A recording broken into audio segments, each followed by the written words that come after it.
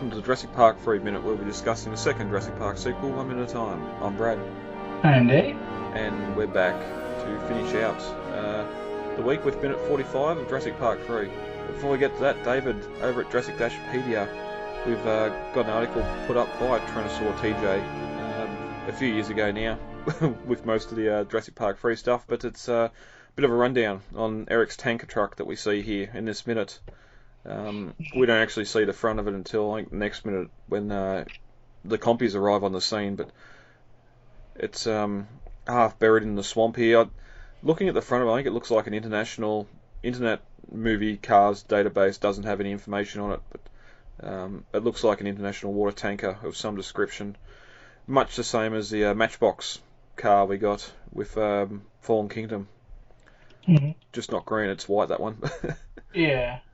No, we never actually do see it, like you said, until the compies kind of come rushing past it. We only ever see it from the inside, and then the hatch opens up, and that's what we see of it. Yeah, but a fantastic little article here, sort of laying out where it is, what's inside it, some of the stuff that Eric's been able to gather and put in his little hideaway safe spot here. Mm-hmm. So jump on over to Jurassic-Pedia and search for Eric's Eric's tanker truck on Pedia. Don't do that again. I'm sorry. I lose you. It's just me and the damn tourists. Oh, David, you have toys. Well, not in hand yet. I did actually find these. I went to my local Meijer store to get a new TV because I actually recently won the lottery. I won $10,000 with the lottery. I can't believe it. Oh, wow. I know. So I bought myself a new TV. It didn't splurge too much. I didn't have really much room to put it. So I only got a 32-inch. But anyway, I passed by the toy section, and they had these little die-cast plastic figures. They're not even really die-cast. They're like little tiny figures. They're probably like, I don't know, 3.5 inches long. And they're cute little, they're the dinosaurs. They got the Indoraptor, Blue, and the T-Rex. And I'm just thinking I would have loved to have these when I was a kid. However, I also, among the bunch of menageries I've been purchasing with the money, I'm actually probably going to keep most of it and put it away for a rainy day. Yeah, yep. But I've gotten into a bidding war on a Willis and Geiger safari hat. Ooh. Which is in my hat size range, and it's in like impeccable condition. I'm really wanting this. It's the last piece I need to complete my Roland Tembo, all original pieces, costume. I was going to say, you've showed photos of you dressed up. You pretty much got all but that hat. Yeah, I'm using a Kubra Leisure Time currently, but the crown is shorter than the hat. So I'd like to get the original, you know. Yeah, that'd be fantastic. And then I also pre-ordered the Iron Studio Jurassic Park 1/10 scale Velociraptor. I've been wanting the one that's crouching down. Oh yeah, yep, in the attack stance, yeah.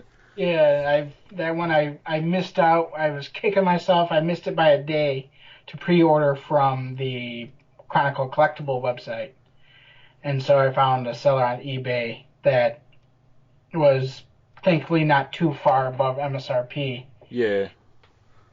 Good that they haven't. Some people haven't sort of overpriced it.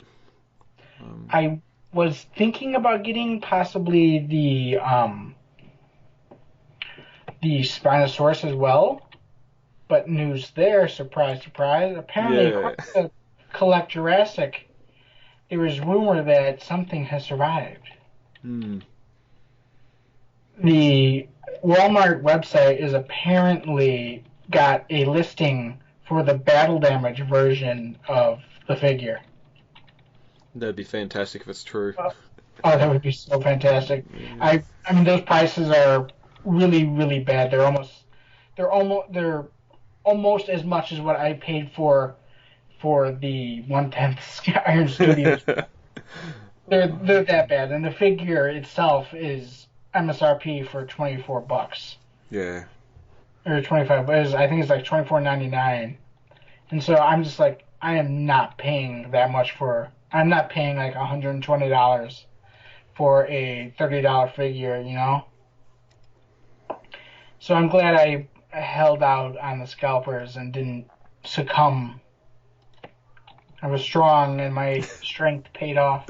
That was the same with the Mosasaur for me. I got paid $150 for it off eBay just to get it because I wanted it, and now that I've got it, I can justify spending that much for it. But like the Spinosaur is the same. It is good when we wait.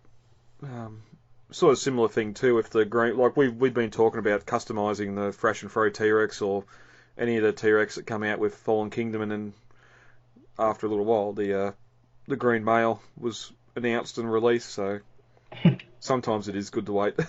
Mm-hmm. But it must be one of those weeks because I also got a new TV. Oh, nice.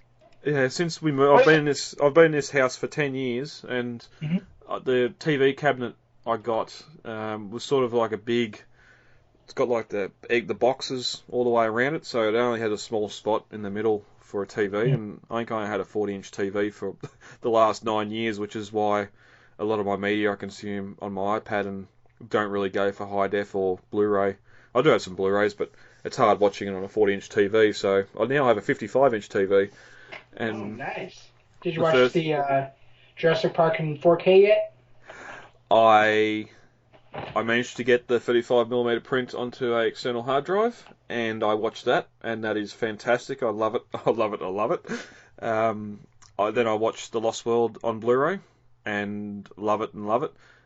It's so much so during the end when Nick's on the radio to try and get some help. You can actually see a lot more detail on one of the monitors there has got the video feeds from 4 different security cameras, one of them showing static, which we'd never brought up in the Lost World Minute. So maybe we need to go back and redo the Lost World Minute now. Now that I can see, and I might start just looking, when I start taking notes for these minutes going forward, might just throw Jurassic Park 3 and Blu-ray on as well. But no, just fantastic having a big screen like that. Last night I introduced the kids to Tron Legacy, which is another one of my favourite films, and that thing on Blu-ray, it hasn't aged a day since 2010. It looks fantastic as well. Oh yeah, on the big screen. Some of that CGI they did back in like 2010 is not really aged at all. I think, for example, Avatar, whatever you have to say about that movie, the CGI and visual effects is absolutely as great as the day it was made. Yeah, well, that's the next one. I haven't got Avatar at all, because again, it's sort of watching it 2D on a small TV, and because it's so long as well, it's not really a film I've gone back to need to rewatch, but I really want to rewatch it now and get it on Blu-ray or 4K, just to. I haven't got a 4K player, so it's back to just playing it through a Blu-ray player. But it's the same sort of thing. That Tron Legacy, I've got the 5-disc set for that, and it's got a 3D version. There is 3D Blu-ray version as well, but I didn't get I don't think you can even buy a 3D TV now, so that disc is completely worthless. That really kind of went out of style, didn't it? Yeah, yep. Which I remember hearing when James Cameron said he was going on to make the sequels. One of the reasons he was putting them so far back was he was waiting and trying to create the 3D experience without needing to wear the glasses, and that was going to be the next big thing to pull people into Avatar 2. So I don't know if that's still going to be a selling point or not on it, but we'll see in another 3 years. Oh, no, it's 2020, the next one, I think, next year. So yeah.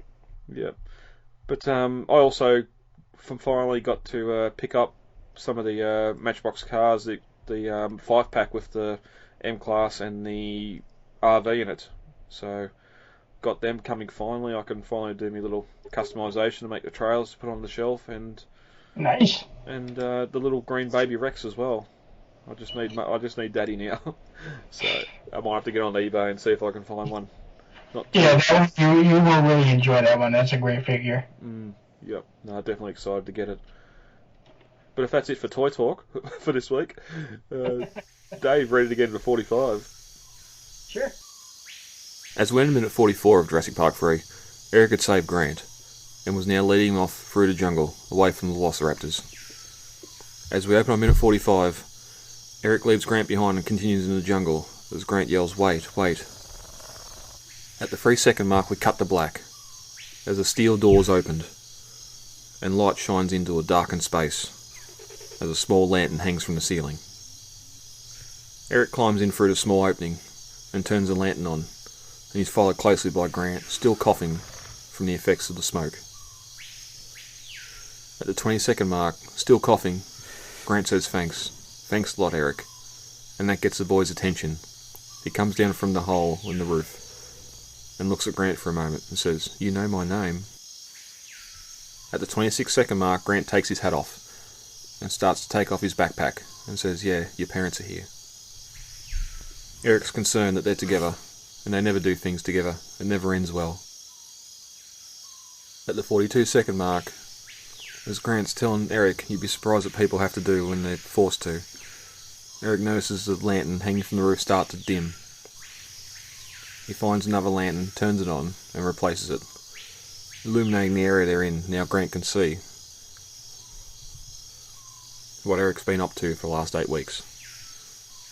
And as Eric sits down, and with the extra light he can now see the stranger's face, and after a moment of realisation, he says, "You're Alan Grant." And this ends minute 45 of Jurassic Park 3. We get a shot here in 45, Eric continuing to lead Grant through the jungle. But he sort of one stage he's pulling Grant by the hand, but now he's sort of let go and sort of running further, and Grant's falling behind. But we cut to black as the doorway opens, and at first Eric climbs down into the space, followed by Grant, and you can see a lantern hanging from the roof, and as Eric fires up the lantern, Grant collapses into the space, and that's when Eric returns to the door to see if they'll followed. I have to say, though, that the set footage we get right here, right before we get that cut to black, is probably the best we've gotten in this movie, just because everything's so compacted, which is great. I mean, you got one large tree and then a smaller tree next to it, and then off to the corner you got a bunch of palm fronds and some ferns, and a big cicade growing right there at the base of the tree. I don't think this is... I think this is a set. I don't think this is the on location. It could be, though, for all I know, because it just looks so well done. Yeah, it reminds me... That is how the foliage should look throughout the whole movie. Yeah, it reminds me a bit of The Lost World at night when Ian's just repelled from the high and he's running towards the RV, and he's sort of running through that foliage, and it's slapping him in the face. It's interacting with him because it's so tight.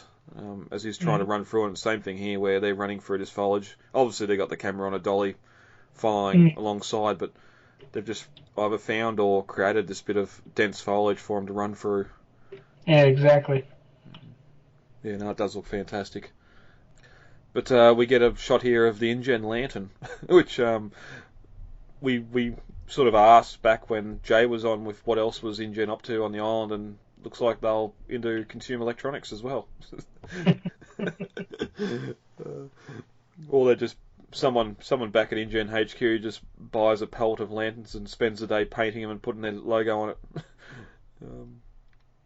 But interesting here too, it's sort of, again, a little bit of a different logo. It's sort of a more boxier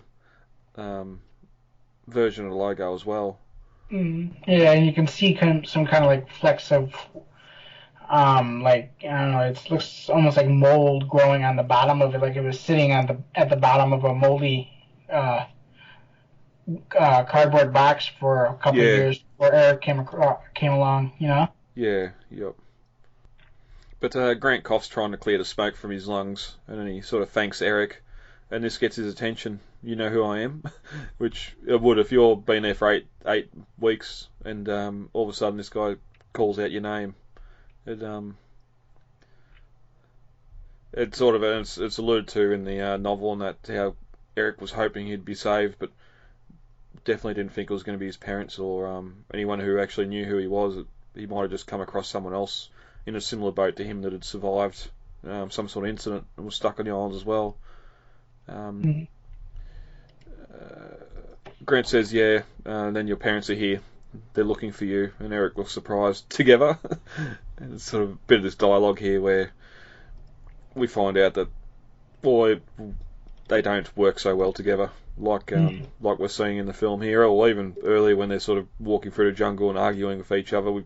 We get hints that even before they, Amanda said that they had divorced. You sort of get hints early on that maybe they're not as a married couple like they appeared in the start of the film.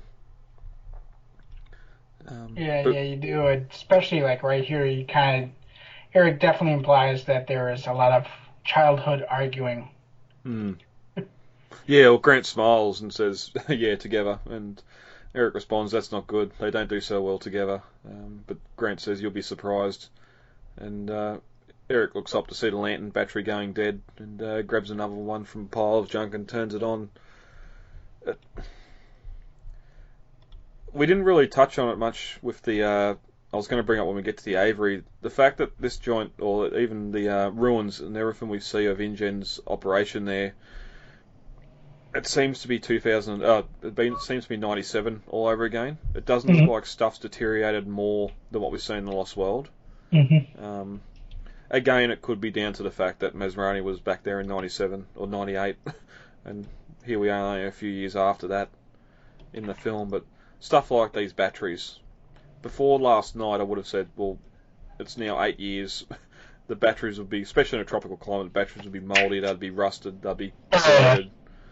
I've opened old toys where I've forgotten the batteries and found the batteries completely corroded the inside out of it. I've collected high cost Hot Toys Iron Man figures, $1,000 figures, and the first thing you do is take the batteries out because they'll corrode in there and completely destroy your high-end collectibles. And that acrid smell of the battery acid. Oh man. Yeah. It doesn't matter if it's new or old. But in saying that, as I said earlier, like watching Tron Legacy last night, I've got some of the Tron figures in my display with a couple of data discs and that. And my son wanted to get them out, and I pulled one out, and the Winslow figure actually lit up still after 9 years. So there's a precedent there. Those figures would have come out. Sometimes things do surprise you. My dad brought some coffee beans in hopes of grinding them, and we had a electric coffee grinder in our basement for like 20 years. We never used it. And he turns it on, and it dies within like 5 minutes. Yeah. I was surprised it even worked at all. Yeah. To be fair.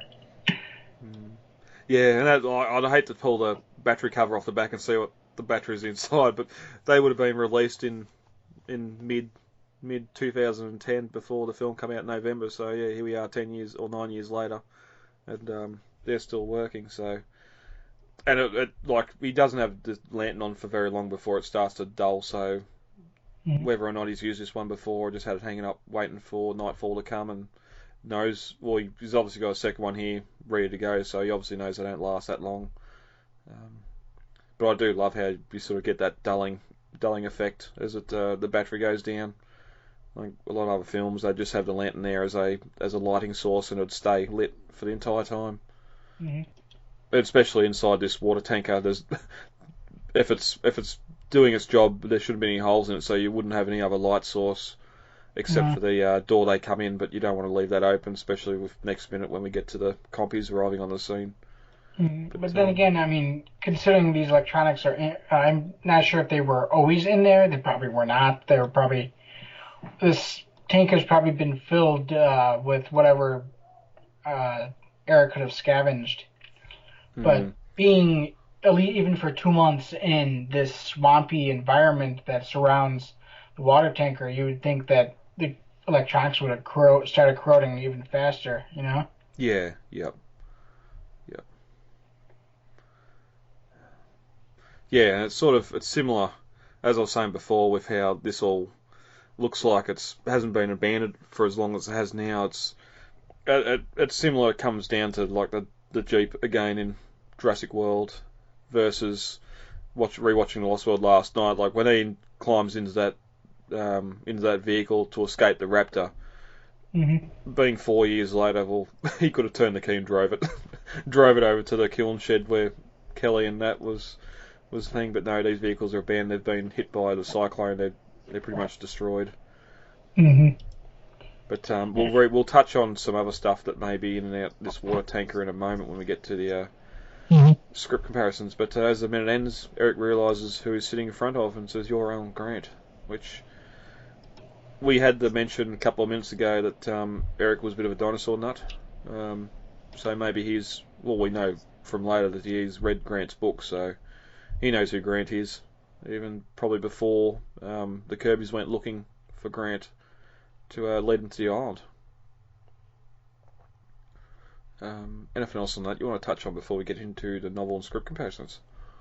No, I think we're good. Alright. In the script, after being led through the jungle, we cut back to the InGen compound as the sun's setting. On the far side of a tipped-over vehicle, Eric pulls open a hatch, his hiding place, and the two squeeze inside. Grant sees the space is no bigger than a Datsun, lit by a battery-powered torch. And as soon as they are inside, Eric goes back to seal the door. Grant says Eric's name, but the boy doesn't respond. Eric holds up his hand. He's listening for a moment. He doesn't hear anything outside. And we get Grant telling Eric about his parents. And then he realises who he's talking to. Much of the dialogue's the same as what we got in the film. Which leads me into a little bit of a discussion here. We talked when we were in the lab, how there was rumoured of an overnight stay in the building. In the script, they actually return to the lab compound, to that maintenance yard that they ran out of the back of earlier in the script. Do you think this is the overnight stay that was rumoured? That it was still at the lab compound, but it wasn't actually in the lab. It was inside this vehicle that was parked in that maintenance yard. Considering how these rumors kind of take on an evolution of their own, it's very well possible. Yeah. Because if like even in that maintenance yard, like you'd still say, well, they ran out the back of the lab, or Eric went back to the lab to the water truck. You'd still say, because everyone knows what that building and area is, it might not necessarily be inside the lab. Because I think too, they with the issues they have with the script and all that and pre-production, a lot of the stuff they filmed, a lot of the stuff, the sets and that they used to use. So you'd think if there was any other sort of, well, I suppose they could have just been in the hatchery production floor setting at night time, but you'd think if there was anything else like that existed, we would have seen something, a production photo or something of it. Mm-hmm. It's possible that, again, the rumor had evolved, and this is, somebody read the script and said, oh, they stay overnight near the compound, and suddenly that evolves to a scene where they've stayed overnight at the compound. Yeah, exactly. Yep. Well, that's it. It doesn't. I think we only assume that it was Grant and co before they split up that had the overnight stay. Where here it's Grant and Eric that's having the overnight stay here. Like we don't know if there was any mention of Paul, Amanda, and Billy being with them as well. I know that in the final film, Eric does say that he prefers to stay pretty close to the compound. So we do know that this truck itself is like probably within short walking distance of that compound. And you could say that maybe they went back towards that way. The only thing that sort of counters that is the fact we don't go back across that plain or that field. I'm sure you could probably